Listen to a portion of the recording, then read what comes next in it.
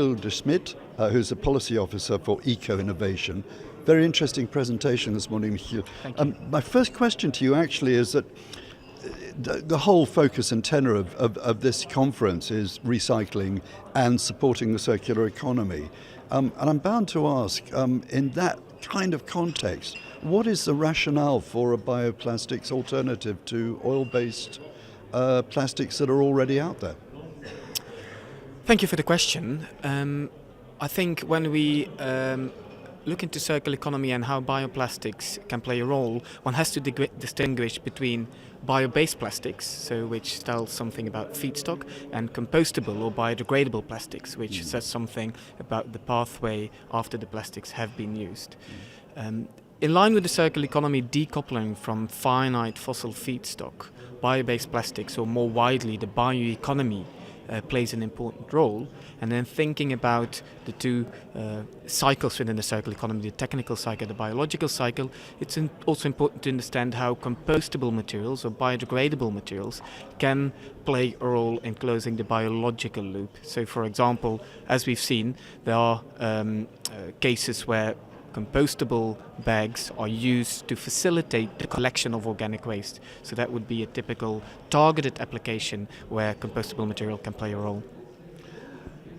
The whole philosophy underpinning the circular economy, I've always believed, is because we have a diminishing resource in oil-based plastics.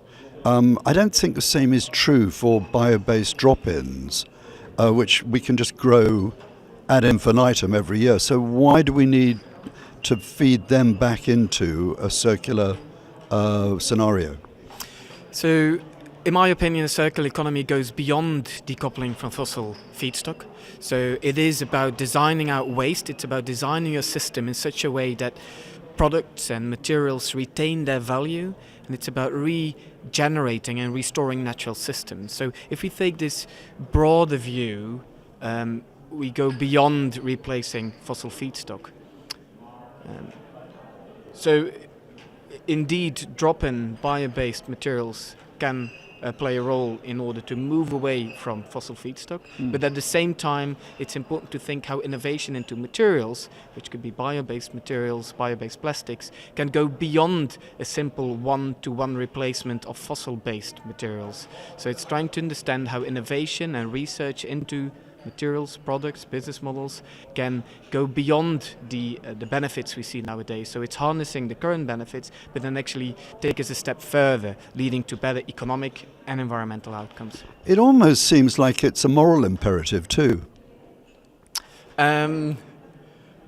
I guess that depends on your values, but we clearly see both economic drivers, environmental and social drivers to take action. And obviously, once you go beyond the business case, but also venture into, do we have an environmental issue we would like to overcome? Are there social shortcomings we would like to address?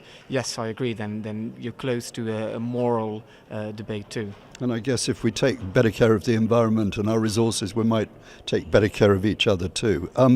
Just looking at, and you mentioned decoupling, so looking at the compostable side of all of this, 50% of marine waste was single-use plastic, I think it came up. Isn't there time for some mandatory legislation on what kind of plastic should be used for what kind of application? So I'm glad you asked. Obviously, as a policymaker, one could think that, or one could contemplate on whether we need to have a top-down, clear mandate on whether certain applications or certain materials should be used for certain applications. I think in the spirit of the proposed directive, it's about preventing and reducing the impact of certain plastic products on the environment, as well as promoting a transition towards a circular economy through innovation into business models, products and materials. From that point of view, and in line with the innovation principle, we try to remain material neutral and outcomes oriented, which means that we have a specific outcome in mind, in this case, as said, prevention and reduction of certain impact. Whether one should go as far as to say, oh, this application should be this polymer, I think it's a debate to have. When thinking about specific targeted applications where you could wonder whether the outcome of biodegradability could be valuable, or compostability by intention could be valuable for a certain application, yes, I think it's a debate worth having. Do we have a plan straightforward to say this application should be this polymer? No, and perhaps we shouldn't go as far too. Fair enough. At this conference, it always comes down to investment and cost and scale. And the biggest disincentive towards a bio-based alternative always appears to fall into that bag. I mean, is the EU able to help in this respect, to encourage brand owners to adopt more bio-based solutions? The EU is definitely able to help in this respect. So I think there are a couple of relevant policy domains where actions are being taken. So first of all, from a global perspective, there's a Paris Agreement. So if we can decouple from fossil feedstock, this would help us achieving or contributing to this goal.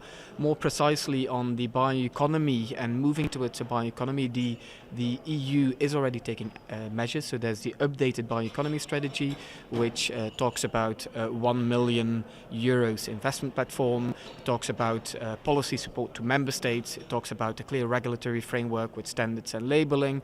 It's talking about supporting innovations in bioeconomy and having actual pilots in different areas across Europe. So yes, I think there's a range of measures that could be put in place or are being put in place that the Commission or the European Union could be carrying out. Yes. Very good. Lastly, well, not quite lastly actually, how are you going to get countries like the US and the Far East to get on board with what we're calling in England the war against waste? I would like to position it slightly more positively. So it's a transition towards a circular economy, right, which aims to harness the benefits we see nowadays, in this case of plastics, but at the same time overcome some of the challenges we clearly see. And also from that light, I see two motivators in order to involve international partners. So on the one hand, there's an economic case to be made. We're going to lift the entire, in this case, plastics economy, so more broadly circular economy. So there's a clear economic driver, retaining the value and actually making a business case out of it. And on the other hand, there's the global issue of marine littering. So there's also a clear urge globally to tackle this issue. And the European Commission or European Union more generally is already acting with international partners through platforms like G7, G20, United Nations and so on to tackle this together. Well, good luck on that, I think. And lastly, in terms of getting people to come on board, the one sort of missing component in all of this is invariably the consumer, who might say one thing, think another thing, but actually do something else entirely. How can we get consumers more engaged in supporting the principle of a circular economy when effectively we're asking them to help other people to make money? It's a good one, and I guess it's a recurring challenge.